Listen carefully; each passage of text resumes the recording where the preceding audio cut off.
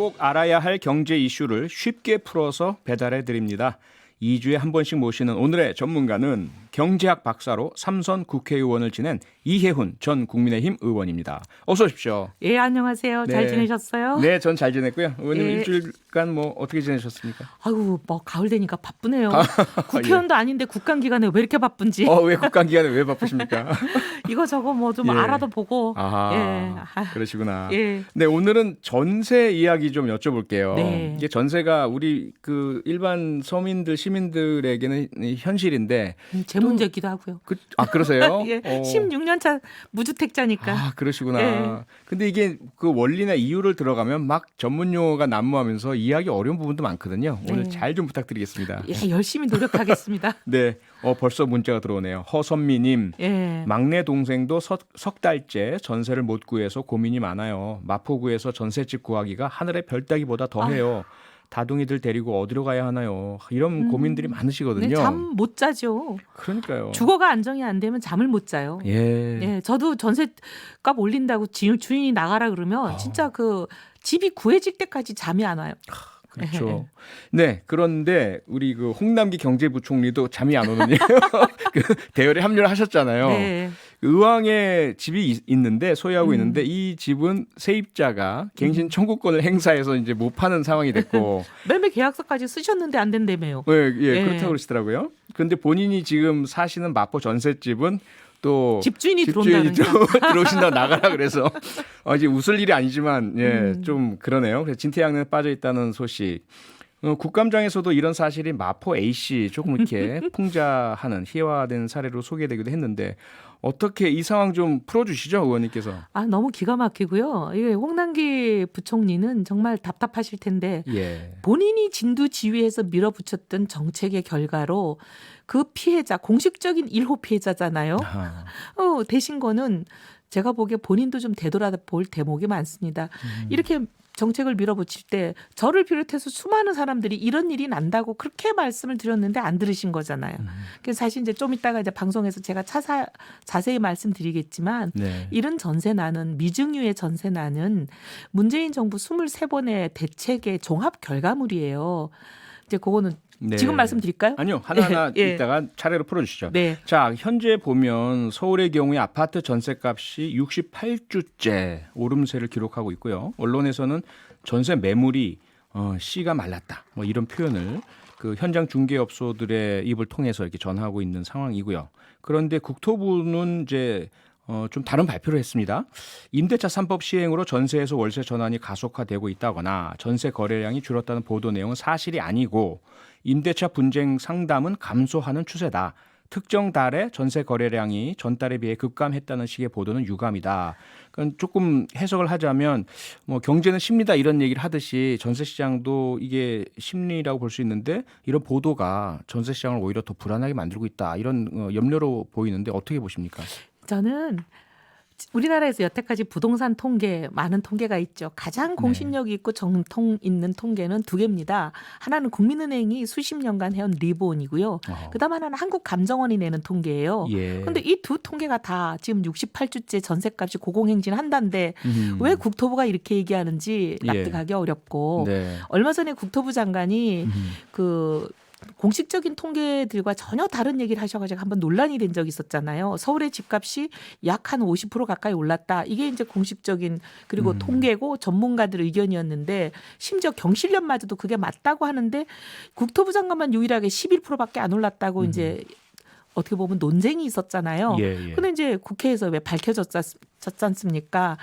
한국감정원이 홈페이지에 올려놓은 여러 가지 통계 중에서 설문조사라고 볼 수 있는 소위 통계라고 보기 어려운 그거를 국토부 장관이 그중에 가장 낮은 것을 인용하셔서 일이 그렇게 된 건데 이번에도 저는 국토부 장관님이 보고를 좀 오류 있는 보고를 받지 않았나 그렇게 생각이 되고 그다음에 그렇게 얘기할 것도 없이 지금 아까도 문자 오신 분 석 달째 전세 못 간다 이런 분들이 주변에 많으시잖아요. 그러니까 이제 정부가 얘기하는 전세 물량 귀한 거 아니고 물량이 늘어나고 있다 이런 얘기는 저는 믿기 어렵죠. 하여튼 공식 통계도 물량은 귀하고 품귀 현상이고 그다음에 전세값은 68주째 고공행진하고 이게 정확한 현실 같아요. 네. 예. 자, 앞서 그 말을 이제 하시다가 이 뒤로 미루신 게 네네. 이런 전세난의 이유가 의원님께서는 문재인 정부 들어와서 23번의 부동산 정책의 종합적인 결과물이다 이렇게 말씀하셨는데 왜 그렇게 생각하는지. 네, 그리고 네. 가급적이면 이제 정치적인 부분보다는 이제 네네네. 예, 우리 그 청취자분들을 위해서 쉽게 네. 좀 풀어주시면 감사할 것 같습니다. 이렇습니다. 전세가 지금 이제 품귀 현상이거든요. 네. 없어서 문제가 생기는 거잖아요. 그럼 이제 값이 오르죠. 전세 구하기가 어렵고 물량이 적으면 당연히 값은 뛰죠. 그러니까 이제 품귀 현상의 고공행진이다 값은 이렇게 되는 건데 예, 그럼 왜 이제 물량이 줄었냐? 근본 원인은 이제 중개에 왜 그렇게 됐냐 보면 되는 거잖아요. 네, 그렇죠. 값은 그다음 자연적으로 오는 거니까. 예, 근데 이제 기존의 전세 매물이 감소한 측면이 있어요. 네, 근데 그다음에 이제 신규 물량이 또 공급이 중단이 안 되면서 나오고, 잘 안 예. 나오고 있어요. 예. 그다음에 이제 전세를 살겠다는 사람이 늘어난 거. 아하, 공급은 전반적으로 줄고 수요는 수요는 늘고. 늘어났는데 왜 이게 이제 부동산 대책의 결과물이라고 얘기를 하냐면 예, 일단 전세 매물을 보면은 임대차 3법이 사실상 지금 이제 결정적인 역할을 하고 있습니다. 네. 홍남기 부총리 사례도 지금 임대차 3법이잖아요. 예. 양쪽이 다 문제가 되는 게 계약갱신 청구권 그런 거잖아요. 네, 그래서 이제 임대차 3법의 효과가 분명히 있고 그다음에 실거주 요건을 사실 다른 이유 때문에 강화했습니다.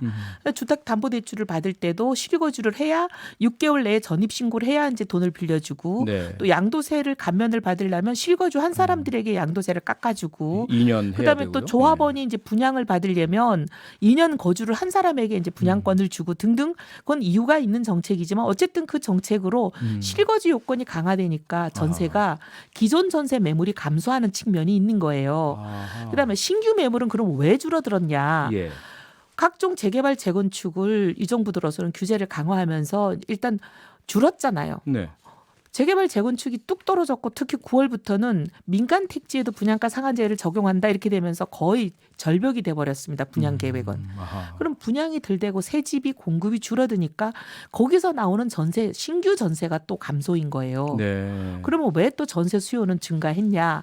지금 보면 주택 구입 자금 마련하기가 어려워요. 왜냐하면 담보대출 규제를 굉장히 강화했잖아요. 네, 그러니까 사람들이 이제 돈을 마련하기가 어렵고, 그다음에 또 이제 분양가를 상한제를 실시하면서 굉장히 이제 시세보다 뭐 굉장히 큰 폭으로 이거를 값을 후려쳐버리니까 로또 청약이 되는 거예요. 아하. 일반 분양을 받는 사람들은 시세보다 한 70%밖에 안 되는 그런 아파트 그걸 로또죠. 네.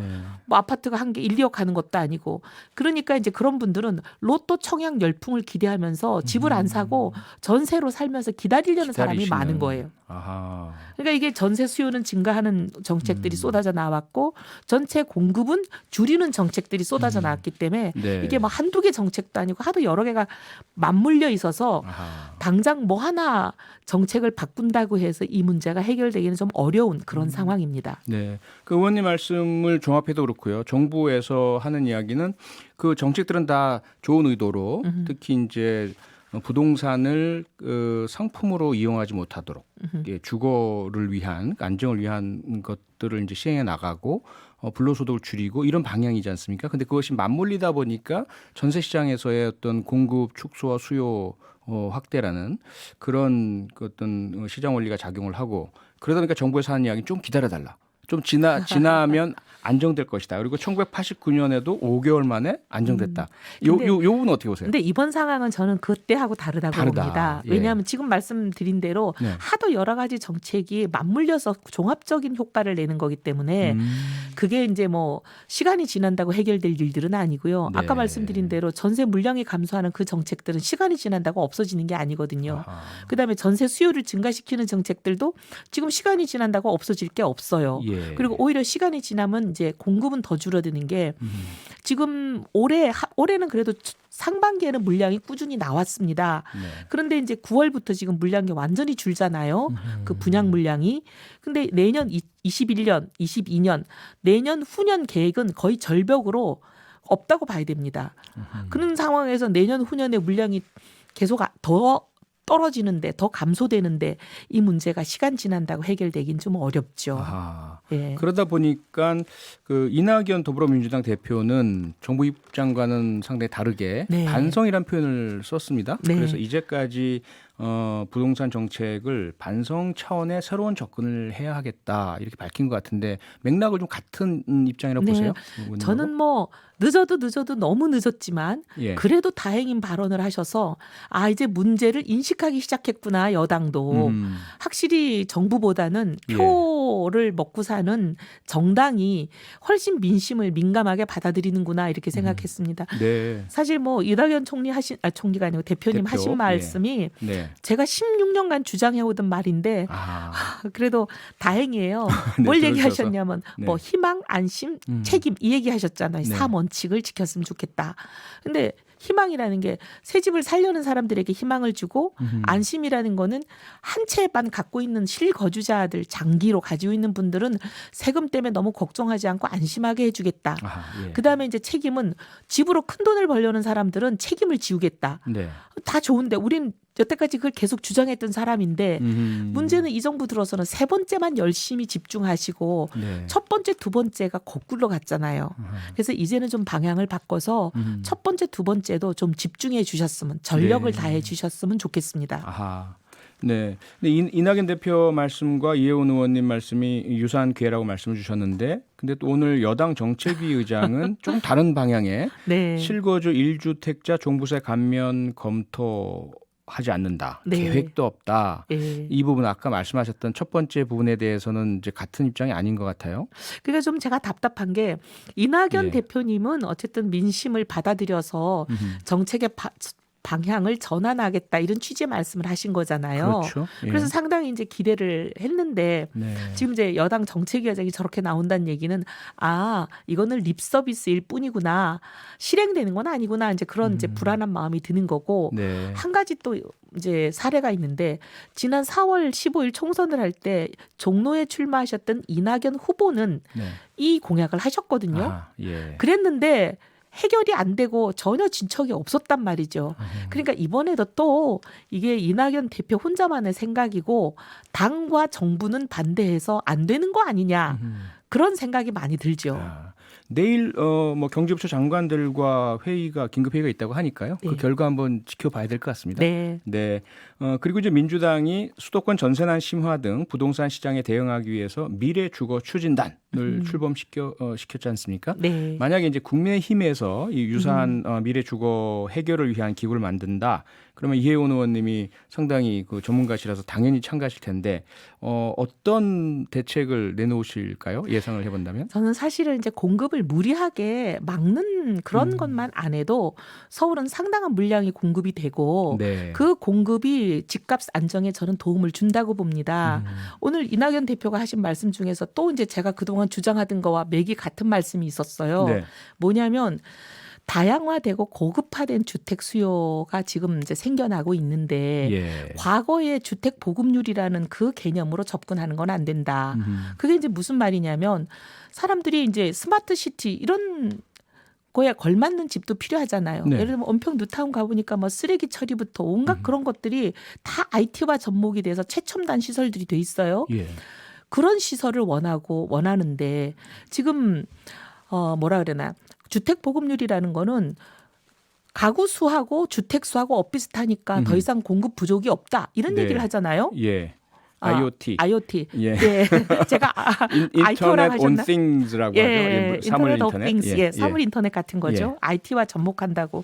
근데 이제 그런 수요가 있어서 집이 더 필요해서 사람들이 새 집을 살려는 건데 40년, 50년, 1960년대 지은 낡은 집, 살기 불편한 집이 개수만 많이 있다고 해서 그걸로 공급이 충분한 건 아니거든요. 네. 근데 여태까지 이제 문정부는 보면 공급 확충해야 된다. 저도 이제 그런 주장을 많이 했던 사람인데 그러면 주택 보급률이 100이 넘는데 더 이상 공급 부족은 없다. 공급 확충에 필요가 없다. 이런 얘기를 많이 했어요. 단순 통계와 숫자만 예, 보고. 근데 그렇지가 않거든요. 사람들은 그 옛날 낡은 집에 살겠다는 게 아니라 새로운 집에, 시대에 걸맞는 집에, 다양한 내 취향을 반영한 집에, 네. 그걸 수용할 수 있는 집에 살겠다는 거기 때문에 공급은 확충돼야 되고. 예. 근데 이제 지금 보면 민주당 시장이 10년을 하셨습니다. 네. 근데 서울 지역에 이제 그분이 시장을 하시면서 정비구역을 한 400개 이상 해제한 걸로 그렇게 저희들이 듣고 있어요. 네. 뭐 시장 내부 문건을 확인해 보진 않았지만 네. 근데 상당히 많이 정비구역이 해제된 건 사실이거든요. 근데 정비구역이라는 건 재개발이나 재건축을 하려고 하는 단계 아닙니까? 예. 근데 그걸 시장 오셔가지고 그렇게 많이 해제를 하셨기 때문에 공급이 많이 될 공급들이 되지 못하고 가로막아진 거죠. 그래서 부당하고 무리한 규제. 그래서 무리하게 재건축이나 재개발을 하지 말라고 하는 이것만 풀어도 서울 지역은 상당히 물량이 공급이 됩니다. 굳이 그 그린벨트 해제하지 않아도. 네. 네. 그래서 이제 그런 부분부터 먼저 하나씩 해나가자. 네. 재건축 재개발의 활성화. 네. 마지막 질문 드려야 될 시간이 된 것 그런가요? 같은데요. 네, 죄송해요. 역시 이제 그 의원님 말씀처럼 그냥 숫자적으로 그 인구 대비 주택 이게 중요한 게 아니라 가구 대비 주택이 중요한 게 아니라 살고 싶어하는 주택에 얼마나 들어갈 수 있느냐일 텐데 그 중에 하나가 공공임대주택 아니겠어요? 소유를 다 할 수 있는 건 아니다 보니까. 그리고 지원해주고 사회적 약자들도 거주할 수 있고요. 또 청년이라든지 일시적으로 신혼부부라든지 거주할 수 있도록 하는 그러한 공공임대가 많이 부족할 텐데 지금 많이 부족하다. 그 숫자적으로 여기에 대해서는 어떤 입장이십니까? 저는 뭐 대폭 늘려야 된다고 보는 사람이에요. 예. 그런데 이제 최근에 나오는 논의 중에서 제가 조금 신경이 쓰이는 거는 중산층을 위한 공공임대를 확충해야 된다. 이걸 가지고 기재부와 국토부 간에 이견이 있고 막 충돌하고 이러잖아요. 네. 근데 이제 임대주택이라는 것은 정부 돈으로 국민 세금으로 상당히 싸게 해주는 거잖아요. 그렇죠. 예. 그러니까 국민 세금이 들어가는 건데 문제는 국가 재정이 무한대로 있으면 모든 사람에게 다 공공임대주택 주면 좋죠. 그렇죠. 근데 재정이 한계가 있잖아요. 그러면 그 한계를 가진 재정을 쓸 때는 누구부터 먼저 해줄 건지 우선순위가 굉장히 중요하지 않습니까? 그럼요. 근데 예. 지금 자기 힘으로 살만한 집을 구하지 못하시는 저소득층들, 그다음에 청년들, 지금 네. 이제 막 사회에 첫발 내디드는데 금수저 아니면 무슨 집을 마련할 돈이 있겠습니까? 그렇죠. 신혼부부, 노인들, 장애인들 이런 분들이 우선순위가 돼야 되거든요. 공공임대주택 입장에서는. 네. 그런데 이제 그분들도 지금 충분한 물량을 공급을 못 해가지고 많은 분들이 못 들어가서 어려움을 겪고 있는데 중산층을 위한 임대주택을 늘리겠다 그러면 이분들을 위한 임대주택이 줄어들 가능성이 많아요. 그래서 굉장히 그런 부분은 굉장히 우선순위는 정확하게 지키면서 전체적인 물량을 더 늘리는 방법으로 해결해야 된다. 네. 이렇게 생각합니다. 네. 오늘 말씀 여기까지 들어야 될 것 같습니다. 네. 화요일에 구독경제 이혜훈 전 의원과 함께했습니다. 의원님 오늘 고맙습니다. 감사합니다. 평일 저녁 6시 5분에 여러분을 찾아갑니다. MBC 라디오 표창원의 뉴스 하이킥.